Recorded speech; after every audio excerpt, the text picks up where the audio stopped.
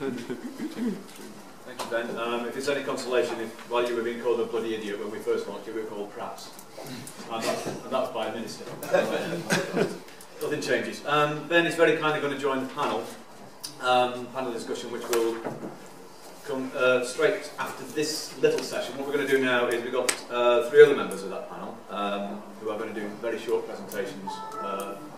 Whether the presentations or whether just standing and speaking is entirely up to them. But what they're going to do is raise a few points and hopefully that will prompt some questions amongst us. The first up will be Andrew Chadwick, who is Professor of Political Science and Co-Director of the new Political Communications Unit in the Department of Politics and International Relations at Royal Holloway, University of London, which is easily the longest job title of anybody here today. But more pertinently, as not only knows a lot about it, he also wrote the book about this, which is out in early summer next year, is that right? Early summer? Yes, yes. It's not about just about this, but no, not just about this, about democracy and campaigning and the future of the way we govern ourselves. Also here is David Babbs, Executive Director of 38 Degrees, the excellent campaign organisation, which does beg one of the questions is, does all this digital democracy have to happen on government platforms, or are there other platforms which can raise the issues in the same way and actually be more effective? And also Niccolò Milanese, I hope I pronounced that right. Close enough. Oh, excellent. That's not like me.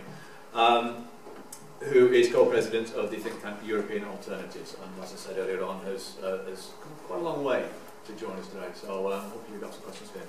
So I won't reintroduce everybody to come along. If everybody, Niccolò, David, and Andrew, will come up either here or at their desk, it's entirely to them, and then we'll make short presentations and we'll move straight onto that for into the question session. So if any of you are having questions bubbling under, write them down so you don't forget them, and we'll move straight onto that. Andrew first. Thanks, Jim. So thanks for inviting me. My name's Andy Chadwick. It's a great pleasure to be here. Thanks to the organisers for allowing an academic to have their say. I'm going to present the kind of big picture here. I come at this from a slightly different perspective, though one that certainly has a lot of overlaps with, I think, the agendas of people in this room. I'm interested in citizen engagement, and I'm interested in the role of the internet and other media in promoting citizen engagement. So, I think I want to start by sort of putting this in context. Over the last 5 years, signing petitions has become one of the British public's favourite forms of political participation.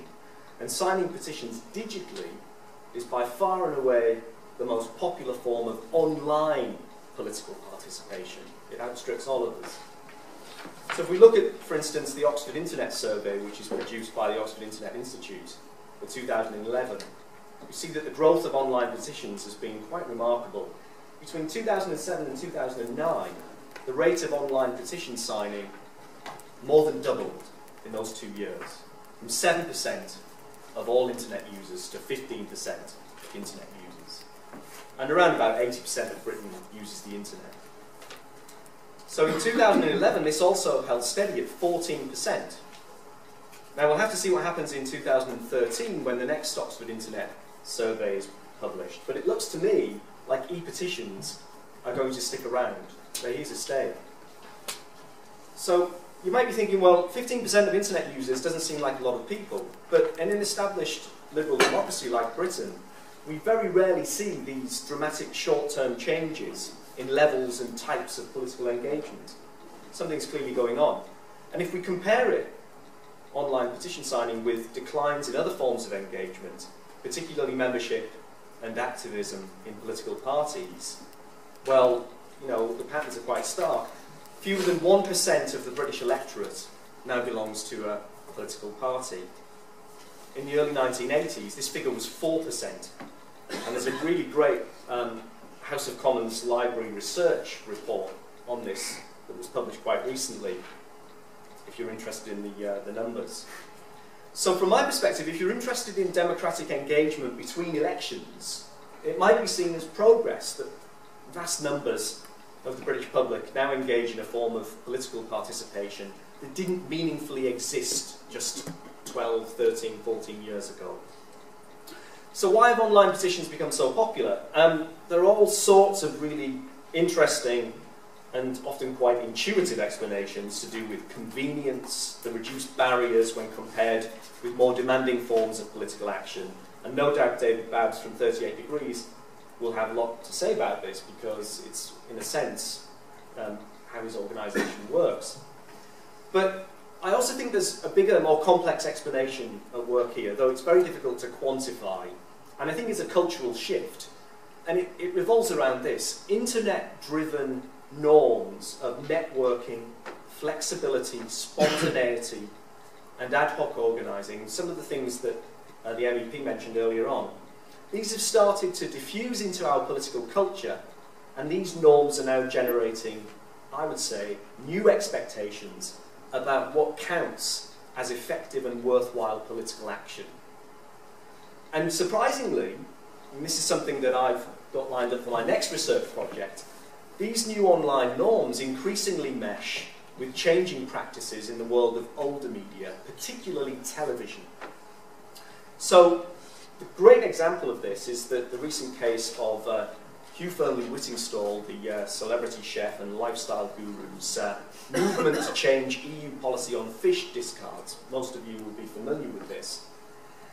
And the interesting thing about this is it combines the sort of skillful integration of a public education campaign, low-threshold online collective action, and the fostering of rather exuberant displays of common purpose in social media environments like Facebook and Twitter. And the last time I looked, which was a couple of days ago, Hugh's fish fight petition currently has more than 836,000 signatories. And of course, it's led to proposals for the abolition of discards being included in the latest round of common fisheries policy reform discussions. And within the next few months, we'll probably find out the extent of the campaign's success, whether or not fish discards have been abolished.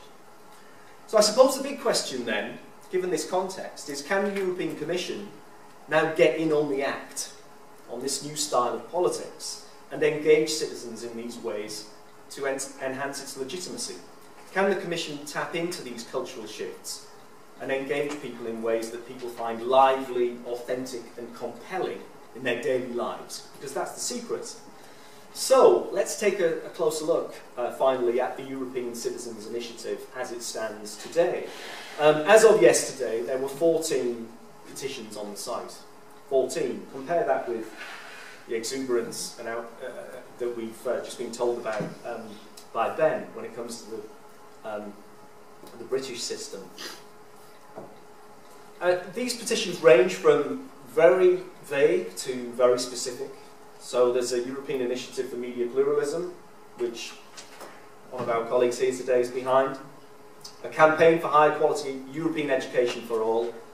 And these sit alongside the narrow ones like the Single Communications Tariff Act, and an even narrower one which is an EU-wide speed limit of 30 kilometres per hour for urban areas. I'm not going to say anything about these causes, but there's one interesting petition, and this caught my eye as a professor of politics because it really raises the alarm bells when it comes to issues of democratic institutional design. How do we get these things right, and how do they have the potential to go wrong? And this is the one that calls for a central public online collection platform for the European Citizen Initiative. Now, this particular initiative calls for a more open, transparent and deliberation-based online system than the one that's currently on offer. And it's one that its advocates claim will make it easier to launch a petition as well as display meaningful information about a petition's progress. And it's essentially a critique of the way the current system works, sitting right there on the Commission site, which is one of the great things about the petition system. You know, you've got to take the rough with the smooth. It's there, it's a petition. Will many people sign it? I'm not sure, but certainly people are interested in these things at the highest level, I'd imagine are taking notice of it. So this is interesting really because it reminds us just how difficult it is to get these things right. When the UK e-petition service launched in 2007, people criticised what they saw as its overly simple and non-deliberative nature. In other words, it didn't provide a forum for online discussion. But arguably, it was these very things that made it a success. It went on to have a major influence on the Obama administration's We the People e-petitions project on the White House website, for instance, And of course you had the 1.7 million signatures of the anti-roads pricing petition. So this is one of the big challenges, I think. You know, how to make something stick around and become part of the democratic furniture. And as we've heard this morning, Britain's e-petition system continues to adapt, and it looks like it'll end up hanging around for the foreseeable future. I'm not pretending it's a perfect system, but it does give citizens now a limited role in determining a small part of Parliament's agenda. And you can see how many people have signed each petition and the progress of the petition.